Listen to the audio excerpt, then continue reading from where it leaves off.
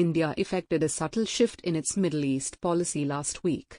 Between its intervention in the UN Security Council on May 16 and its statement in the UN General Assembly on May 20, India's stance shifted perceptibly towards Israel. For possibly the first time, India dropped a stock line from its statement on the Israel-Palestine crisis, India's strong support to the just Palestinian cause and its unwavering commitment to the two-state solution.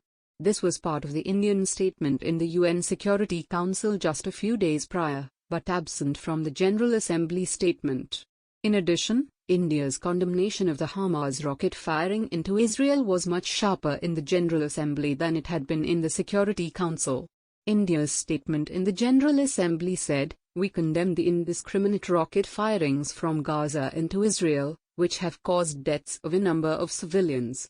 The retaliatory strikes into Gaza have also resulted in deaths and destruction.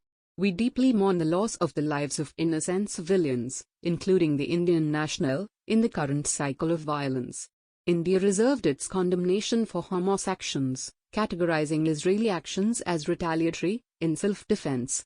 In its UNSC statement of May 16, India had condemned the Hamas firing, categorized the Israeli action as retaliation and de-hyphenate New Delhi's support for the Palestine cause from its condemnation of Hamas actions. In neither statement did India equate the Hamas action and the Israeli retaliation.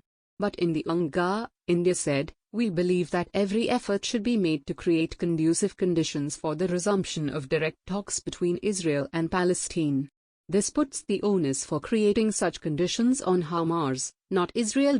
In the UNSC statement, India had said, "We urge both sides to show extreme restraint, desist from actions that exacerbate tensions, and refrain from attempts to unilaterally change the existing status quo, including in East Jerusalem and its neighborhood."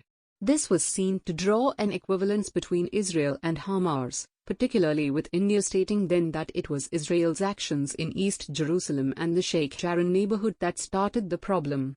In the UNGA statement, India removed all such ambiguity, being much more supportive of Israel. India's UNSC statement evoked a lot of criticism of the government from BJP's own supporters, who felt India was not supporting Israel enough during this time, and that being even-handed meant unacceptance of Hamas actions. Israel clearly felt the same way. Prime Minister Benjamin Netanyahu tweeted his thanks to a number of countries that supported Israel, but India was not among them. India and Israel's political affinity ran into the institutional stand traditionally taken by the Indian Foreign Office. The course correction by India in the UN General Assembly was intended to correct this perception.